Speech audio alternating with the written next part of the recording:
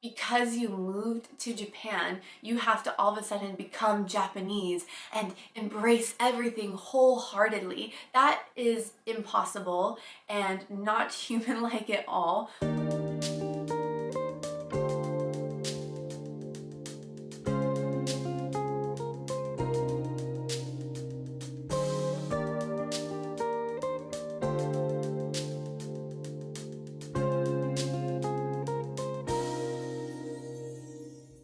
Hey guys, it's Kimber and welcome back to my channel where I talk about working, living, and traveling here in Japan. Today I'm going to talk about the things that make living in Japan both exciting and also a little challenging. There are so many amazing things about Japan, but that's not to say that we don't have our struggles as well, especially for foreigners like me. So I have put together my 5 challenges that I have encountered since moving here. I'm excited to share them with you and a couple of tips to help you get through them.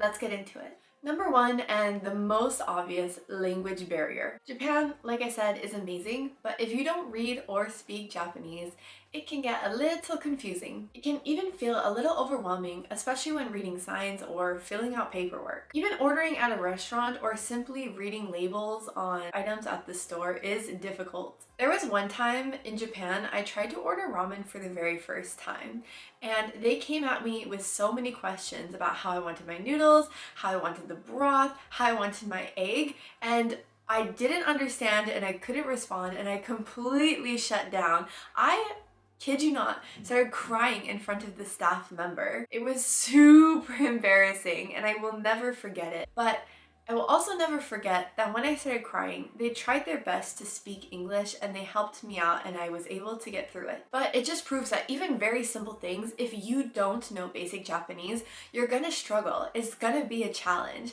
And so that's why I say, if you're thinking of moving here, I really recommend learning at least the basics of Japanese. Apps like Google Translate and even Duolingo, which I know a lot of people don't recommend it, but these apps, they really helped me out, especially in the very beginning. Of course, when you're ready, the next step is to move on and learn more complicated Japanese. Local classes were super helpful for me, and also just speaking with locals, trying my best to speak, and working at a school with Japanese students was also super helpful. Japanese is a very complicated language, so it's going to be a big task and it's going to take some time to learn. But don't worry, because just like in my situation, there are going to be people out there who will try their best to help you. Number 2, private and personal space, which is something we don't have a lot of here in Japan. Japan is densely populated, and simply put, personal space just is not an option, especially during rush hour. People are going to be jam-packed, and it's literally going to be hip to hip, shoulder to shoulder on those trains. I have had many situations standing next to people that I didn't feel comfortable standing next to. In the summer, it's gonna be even worse. People are sweating. It is hot. You are sweating. It is super, super, super uncomfortable. Yet, if there's no other way for you to travel and the only way is to do it by train, you're gonna have to give up some of that personal space. I'd say I'm a pretty calm and patient person, but even I, after moving here, find myself getting super frustrated with these situations when it's super crowded. And I'm not just talking about like bigger events like fireworks, for example, which can become super crowded. I also get frustrated just simply going to the grocery store. There will actually be times that I avoid going to a certain place because I know it's going to be crowded. My advice to you is to travel during off-peak hours, and if that's not an option for you, maybe finding a route that you know is going to be less crowded. There are lines that are notorious for being super crowded. I'm talking middle of Tokyo, Shinjuku line, JR line. Those are all going to be very, very crowded. But ultimately, in the end, we can't change our situation sometimes. And in order to live life in Japan, you do have to be okay with giving up personal space. But the good news is that you will get used to it over time living here. Number 3, social etiquette and norms. If you are from a Western country like myself, getting used to Japanese etiquette might be a little difficult. or strange at first. As you probably already know, people are super polite here, and what comes with that is a lot of unspoken rules. Just to give a few examples, taking off your shoes when entering a person's home, using 2 hands to accept a business card, and also making sure to talk at a very quiet level or completely stop talking in public spaces. If you're visiting Japan for the very first time and you're planning just to stay here short term, maybe for vacation, then a simple Google search will suffice and will be able to help you with etiquette and social norms. But if you plan to be here for long term, just like I am, then I would say the best way to learn about these etiquettes and these social norms is through being extremely observant and also through trial and error. Don't worry so much about making mistakes, because I guarantee you will. It happens. Accept it, be humble about it. Most people know that we're a foreign person in a foreign country and they are willing to accept that, but they are also happy to see that we are trying and willing to take on part of their culture as well.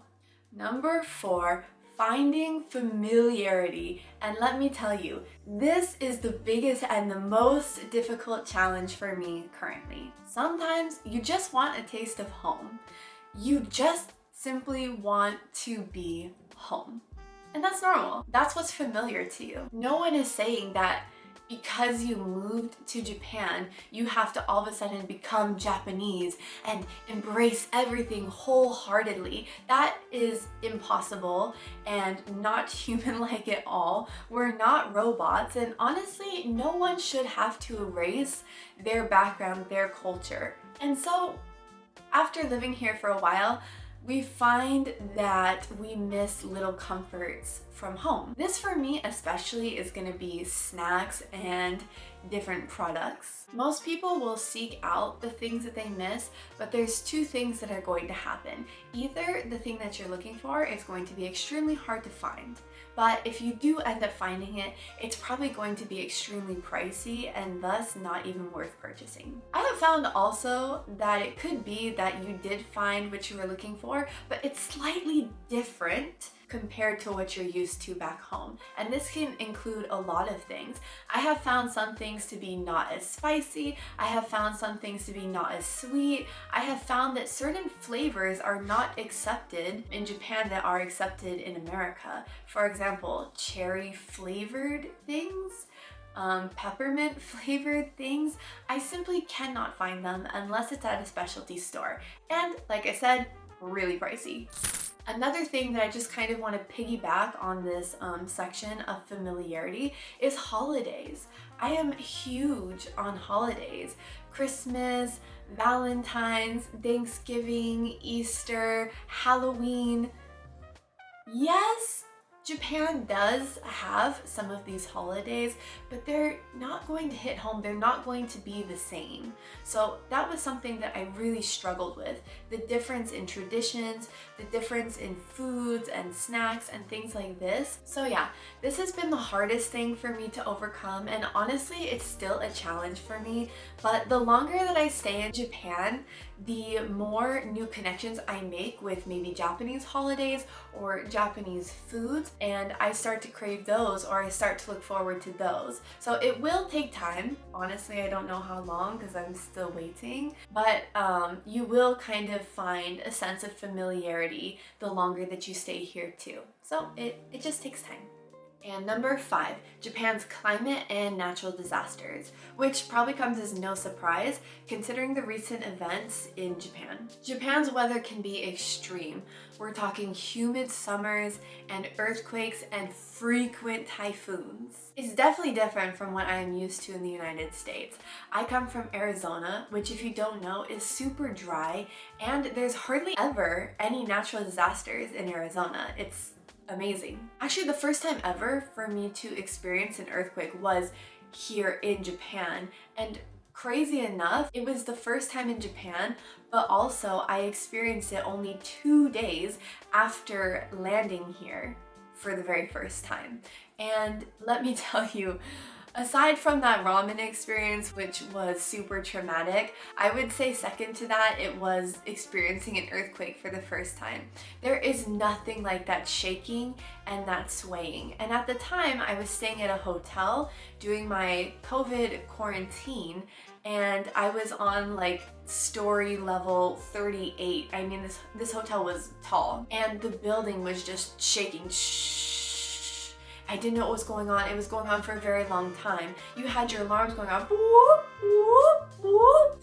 And then after all of that madness was finished, the building just swayed back and forth like this. And that was crazy to me. That was one of the most terrifying experiences that I've experienced so far in my life. Moral of the story, you don't know when a natural disaster is going to strike, so it's important to always be prepared. Definitely get an emergency kit and learn about safety tips for earthquakes and typhoons. But I'm not gonna leave you on a super sullen note. The good news about super frequent natural disasters, especially in big cities like Tokyo, Japan, is that they are made for natural disasters. With every year comes new technology, new ways of understanding how they work, and Japan is one of the safest places, especially Tokyo, that is built to withstand these kinds of natural disasters. So rest assured,